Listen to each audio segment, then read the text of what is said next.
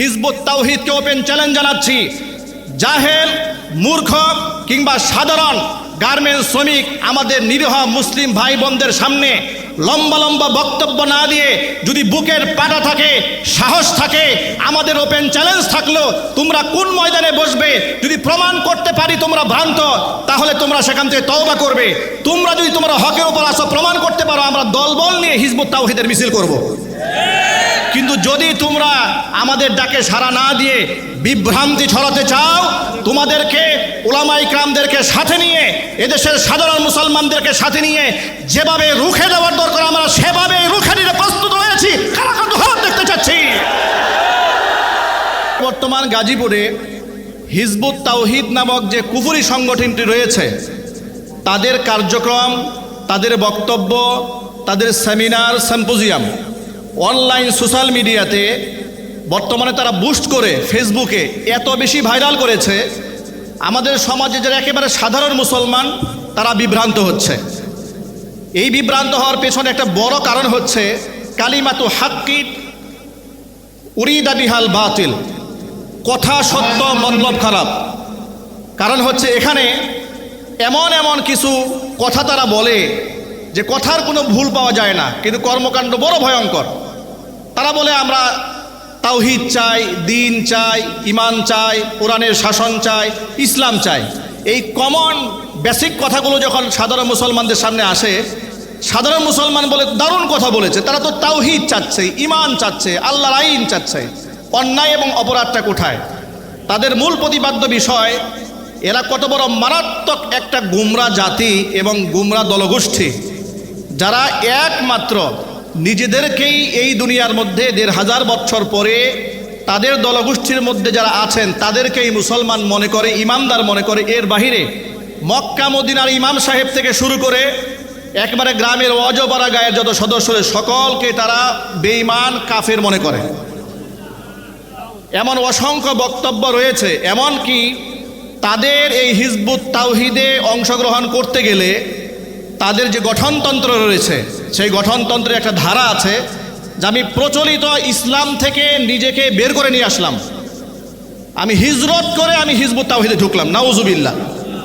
এর মানে হচ্ছে খুব কমন একটা ব্যাপার, আপনি আমি সহ এই সমাজে আমরা যে প্রচলিত ইসলামটাকে লালন করি, তারা প্রথম কাজ হচ্ছে, তাদের মিশন হচ্ছে সেই ইসলাম থেকে মানুষকে সরায় দেওয়া। এক নম্বর কাজ। এবার খুব আপনাদের সহজেই বুঝতে কষ্ট হবে না এই বিষয়টি, যে তাহলে যেই ব্যক্তির প্রথম মিশন হচ্ছে ধর্মান্তরিত করা, খোদার কসম ইসলাম থেকে যেই ব্যক্তিকে তারা খারেজ করে নিয়ে যায় তাদের দলে, তারা আর মুসলমান থাকে না, বেশক তারা কাফের হয়ে যায়।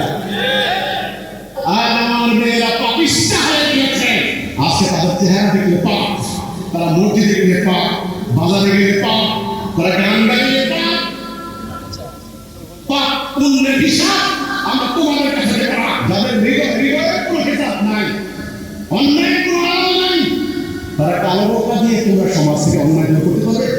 আমাদের মেয়েদেরকে কালো বোকা আবৃত করে পর্দার নামে একদম বাধ্যতামূলক করা হয়েছে। ঠিক মতো তো রাস্তার মুখে ছেড়ে দিয়ে আসলে এখন ঠিক মতো বাড়ি করতে পারে না। মোমের নারীরা কি এমন আলাদা ছিল না?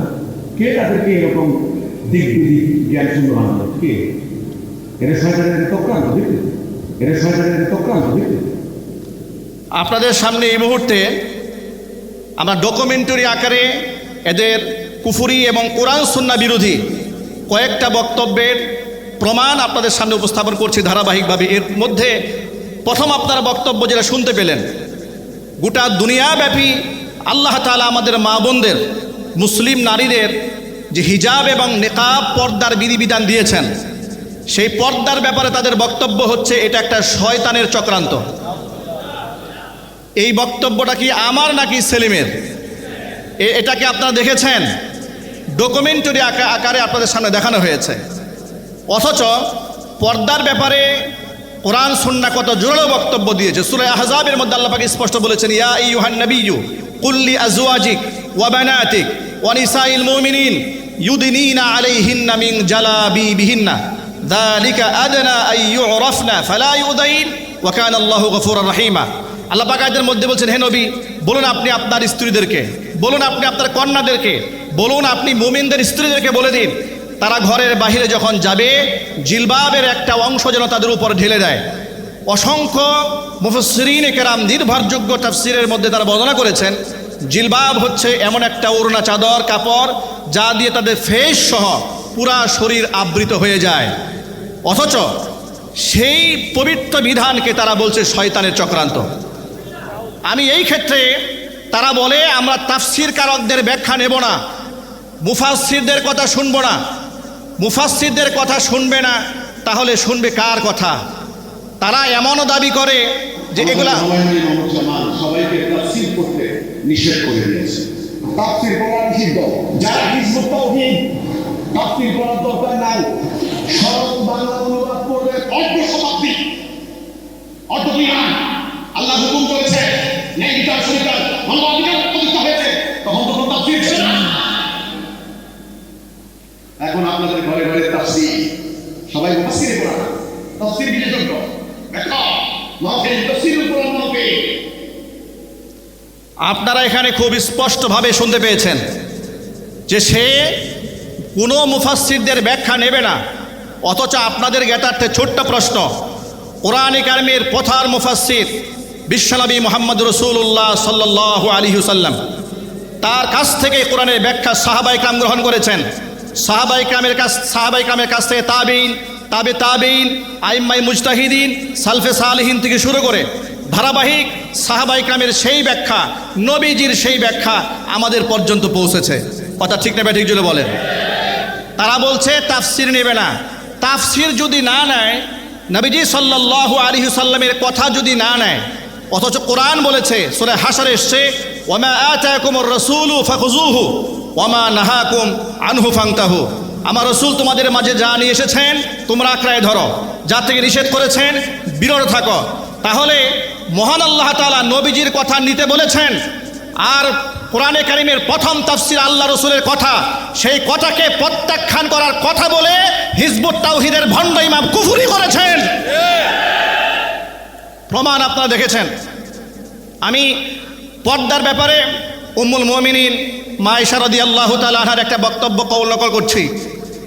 ওলামায়ে কেরাম আপনারা জানেন, ইহরামরত অবস্থায় মেয়েদের চেহারা ঢেকে রাখতে হয় না, ওপেন রাখতে হয়। কিন্তু পর্দার ব্যাপারে উম্মুল মুমিনিন মা আয়েশা রাদিয়াল্লাহু তাআলা আনহা বলেছেন, কুন্না নুগত্তি বুজুহানা আনির রিজাল, আমরা মুহরিম অবস্থাতে যখন আমরা মুখ খুলে রাখতাম, যখন দেখতাম কোনো পুরুষ মানুষ আমাদেরকে ক্রস করছে, পুরুষরা যেন আমাদের চেহারা না দেখে, এই জন্য আমরা পর পুরুষ থেকে চেহারাকে আমরা ঢেকে রাখতাম। মা আয়েশা বললেন চেহারা ঢেকে রাখতাম, আর হিজবুত তাওহীদের শয়তান বলছে পর্দা করা, এই যে পর্দা সিস্টেম চালু করে দাও, এটা হচ্ছে শয়তানের চক্রান্ত। এবার আপনাদেরকে আরেকটা কথা শোনাই। নবীজি সাল্লাল্লাহু আলাইহি সাল্লামের পবিত্র স্ত্রী উম্মে সালামা রাদিয়াল্লাহু তাআলা আনহা তিনি বলছেন, আমি এবং মাইমুনা রাদিয়াল্লাহু তাআলা আনহা রাসূলের সাথে কথোপকথন করছিলাম। এমন সময় আমাদের মাঝে হুজুরের অন্ধ সাহাবী আব্দুল্লাহ ইবনে উম্মে মাকতুম রাদিয়াল্লাহু তাআলা আনহু আগমন করলেন। ইতোমধ্যে পর্দার আয়াত নাজিল হয়েছে। হুজুর আমাদেরকে বলেন ইহতাজিবা মিনহু, তার থেকে তোমরা পর্দার আড়ালে চলে যাও। আমরা হুজুরকে প্রশ্ন করলাম, আলাইসা হুয়া আ'মা লা ইউবসিরুনা ওয়া লা ইয়ারিফুনা, সে তো অন্ধ ব্যক্তি, আমাদেরকে দেখতে পারবে না, তো আমার সামনে থাকলে সমস্যা কি? নবীজি সাল্লাল্লাহু আলাইহি ওয়াসাল্লাম তখন উত্তরে বলেছিলেন, সে তো অন্ধ, আফা আমিয়া ওয়ানি আনতুমা আলাস্তুমা তুবসিরানিহি, সে অন্ধ, তোমাদেরকে দেখবে না, তোমরা দুজন অন্ধ নাকি, তোমরা দেখবে না? সুবহানাল্লাহ। পর্দার ব্যাপারে আল্লাহর নবীর নিজের আমল, স্ত্রীদের আমল, সাহাবায়ে কেরামের আমল, যুগ যুগ ধরে দিনদার ইমামদারদের আমলকে তারা বলেছে এটা হচ্ছে শয়তানের চক্রান্ত। এভাবেই তারা মহিলাদেরকে ওপেনে রাস্তায় নামিয়েছে, পত্রিকা বিক্রি করতে নামিয়েছে, বাড়ি বাড়ি পাঠিয়ে দিয়েছে। কারণ একটা পুরুষ পেলে আপনি প্রতিবাদ করতে পারবেন, ধরতে পারবেন, আটকাতে পারবেন, মহিলা হলে তো পারবে না। এই জন্য সুকৌশলে, কারণ শয়তানের প্রথম চক্রান্ত হচ্ছে এই দুনিয়ার মধ্যে ফিতনা লাগাতে গেলে মহিলাদেরকে হাতে না নিলে কাজ হবে না। ওরা এই পর্দা পুশিদার ফরজ বিধানকে লঙ্ঘন করেছে। এরপরে আরেকটি বক্তব্য এখন আপনাদের সামনে উপস্থাপন করা হবে। ইসলামের বুনিয়াদি বেসিক আসল নয়, আমি ইচ্ছে করি তাই ইসলামের বুনিয়াদি বেসিক আসল নয়, আমি ইচ্ছে করি দাঁড়িয়ে ফটো রাখছি, ইচ্ছে। তাহলে আপনারা মনে করবেন দাঁড়িয়ে হল ইসলাম, আমার সামনে আসেন, বুঝে শুনে আসতে হবে। পুরো জাতি যেদিন বুঝবে দিন প্রতিষ্ঠা করা ছাড়া মুসলিম হওয়া যায় না। সেদিন আমি চিন্তা করবো লম্বা দাড়ি রাখবো কি রাখবো না। পারা যায় না। দাড়ির ব্যাপারে কোরআনে কিচ্ছু নেই। দাড়ি না রাখলে আপনি নূরে যেতে পারবেন না, পারবেন। দাড়ির ব্যাপারে আল্লাহ কোরআনে কিছু বলেন না, এর ব্যাপারে আপনি স্বাধীন। নাউজুবিল্লাহি মিন যালিক। আমি এর এক একটা পয়েন্টের উপরে আমরা 1 ঘন্টার উপরে কথা বলতে পারবো ইনশাআল্লাহ। 1 ঘন্টা শুধু দালিলই কথা বলতে পারবো এদের কুফরি বক্তব্যের বিরুদ্ধে। কিন্তু এখানে অডিয়েন্স অনেক আলোচক রয়েছে, খুব সংক্ষেপে 2 একটা কথা বলছি। দাড়ির ব্যাপারে তার মন্তব্য হচ্ছে দাড়ি ইসলামের বেসিক কিছু নয়, অথচ তাম পৃথিবীর ফুকাহায়ে কেরাম এই ব্যাপারে ঐক্যবদ্ধ, দাড়ি রাখা ওয়াজিব। শুধুমাত্র কিছু উলামায়ে কেরাম দাড়িকে সুন্নতে মুআক্কাদা বলেছেন, বাকি অধিকাংশ নির্ভরযোগ্য সমস্ত ফকিহগণ দাড়ি রাখাকে ওয়াজিব বলেছেন। এখন ফকিহদের বক্তব্য একটু পিছনে রেখে আসুন আমরা হাদিস থেকে একটু বক্তব্য শুনি। নবী করিম সাল্লাল্লাহু আলাইহি সাল্লামের অসংখ্য হাদিসের মধ্যে ওয়াউফুল লুহা, দাড়িকে পূর্ণ করে দাও, ওয়ারখুল লুহা, দাড়িকে ছেড়ে দাও, এমন অসংখ্য হাদিস দাড়ির ব্যাপারে রয়েছে। এমনকি নবী করিম সাল্লাল্লাহু আলাইহি সাল্লাম নিজে লম্বা দাড়ি রেখেছেন, সাহাবায়ে কেরাম রেখেছেন, পৃথিবীর সমস্ত নবীগণ রেখেছেন, তাবিগণ রেখেছেন, তাবিঈন রয়েছে গণ এটা আমল করেছেন। এটা এমন একটা আমলে মুরসাল আমল, ধারাবাহিক আমল, মুতাওয়াতির আমল। তাম দুনিয়ার সমস্ত নেককাররা দাড়ি রেখেছেন এবং এটা শিয়ার ইসলামের অন্তর্ভুক্ত হয়েছে। দাড়ি মুখে দেখা মাত্র একজন ব্যক্তিকে মুসলমান হিসেবে আন্দাজও করা যায়। সেই দাড়ির ব্যাপারে তাদের কটূক্তি। যে সমস্ত কাজগুলো নবীরা করেননি সে সমস্ত কাজগুলো বাধ্যতার মধ্যে তোমাকে দিতে হবে। কোথায় বলেছেন ইমাম যেমন নবীগণ যে কাজ পাননি, মিথ্যাবাদী বলেন কি করে বলবে এই কথা?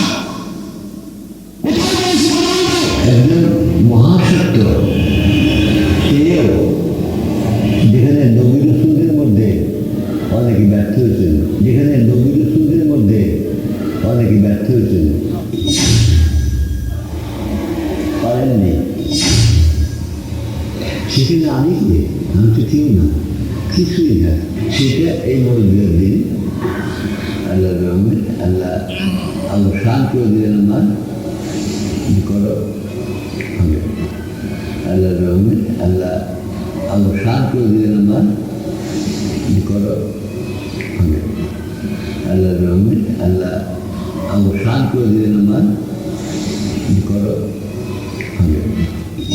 আমি আপনাদেরকে প্রশ্ন রাখতে চাই, সেখানে সেই স্পষ্ট দাবি করেছে যে কাজ করতে নবীগণ ব্যর্থ হয়েছে। নাউজুবিল্লাহ বলতে পারেন না সবাই? আমি আবার প্রশ্ন করছি, আপনারা জবাব দিবেন ইমাম দীপ্ত কণ্ঠে, নবীরা কি পৃথিবীতে কোনো কাজে ব্যর্থ হয়েছেন? চিৎকার দিয়ে বলুন, ব্যর্থ হয়েছেন? নবীরা ব্যর্থ হয়েছেন এ কথা বললে নবীদের অসম্মান হয় কি না? আর নবীদের অসম্মান করলে কি হয়? এই ক্ষেত্রে আমি আপনাদেরকে ছোট্ট করে একটা রেফারেন্স পেশ করছি। দেখুন, এ প্রসঙ্গে কাজী ইয়াজ রাহিমাহুল্লাহ বলেছেন, মানিস্তাগফা বিনাবিয়িনা মুহাম্মাদিন সাল্লাল্লাহু আলাইহি ওয়াসাল্লাম আও বিআহাদিন মিনাল আম্বিয়া আলাইহিমুস সালাতু ওয়াসসালাম আও আজরা আলাইহিম আও আযাহুম আও ক্বাতালা নাবিয়্যান আও হারাবাহু ফাহুয়া কাফিরুম বিইজমাইন। মানহুল জালিলের মধ্যে এসেছে খণ্ড নম্বর 9 পৃষ্ঠা নম্বর 96। অর্থাৎ এই ব্যাপারে ফুকাহা উলামা সকলে ঐক্যবদ্ধ যে মানিস্তাগফা বিনাবিয়িনা মুহাম্মাদিন সাল্লাল্লাহু আলাইহি ওয়াসাল্লাম, আমাদের নবী মুহাম্মদ সাল্লাল্লাহু আলাইহি ওয়াসাল্লামকে কিংবা পৃথিবীর কোনো নবীকে কেউ যদি তুচ্ছ করে, তাচ্ছিল্য করে, ব্যঙ্গ করে, বিদ্রূপ করে, খাটো করে, ব্যর্থ বলে, তাহলে সেই ব্যক্তি সর্বসম্মতিক্রমে কাফের। তাহলে তাদের তথাকথিত ইমাম বাইজিদ খান পন্নী বলছেন যে কাজ করতে নবীরাই ব্যর্থ হয়েছেন সেখানে আমি কি? তবে আমার উপরে সেটা এলকা করা হলো, ঢেলে দেওয়া হলো সেই কাজটাকে আঞ্জাম দেওয়ার জন্য যে কাজ নবীরা করতে ব্যর্থ হয়েছেন। এবার আপনারাই বলেন, নবীদেরকে ব্যর্থ বলে তার কি ঈমান আছে না ও কাফের হয়ে গেছে? সুতরাং এইরকম অসংখ্য বক্তব্য ডকুমেন্টারি আকারে দালিলিকভাবে আপনাদের সামনে আমরা উপস্থাপন করতে পারি। আজকে সময় স্বল্পতার কারণে আমি সংক্ষিপ্ত পরিসরে তাদের 3টি ভ্রান্ত কুফরি মতবাদ সম্পর্কে সংক্ষিপ্ত বর্ণনা দিয়েছি। আমরা চাচ্ছি গাজীপুরের শীর্ষ উলামায়ে কেরাম আজকে এখানে উপস্থিত রয়েছেন, আমি সকলকে উদাত্ত আহ্বান জানাচ্ছি এবং হিজবুত তাওহীদকে ওপেন চ্যালেঞ্জ জানাচ্ছি। জাহেল, মূর্খ কিংবা সাধারণ গার্মেন্টস শ্রমিক আমাদের নিরীহ মুসলিম ভাই বোনদের সামনে লম্বা লম্বা বক্তব্য না দিয়ে যদি বুকের পাটা থাকে, সাহস থাকে, আমাদের ওপেন চ্যালেঞ্জ থাকলো তোমরা কোন ময়দানে বসবে, যদি প্রমাণ করতে পারি তোমরা ভ্রান্ত, তাহলে তোমরা সেখান থেকে তওবা করবে। তোমরা যদি তোমরা হকের উপর আসো, প্রমাণ করতে পারো, আমরা দলবল নিয়ে হিজবুত তাওহীদের মিছিল করব। কিন্তু যদি তোমরা আমাদের ডাকে সাড়া না দিয়ে বিভ্রান্তি ছড়াতে চাও, তোমাদেরকে উলামায়ে কেরামদেরকে সাথে নিয়ে, এদেশের সাধারণ মুসলমানদেরকে সাথে নিয়ে যেভাবে রুখে দেওয়ার দরকার আমরা সেভাবে রুখে দিতে প্রস্তুত রয়েছি। কারা কারা হাত দেখতে চাচ্ছি?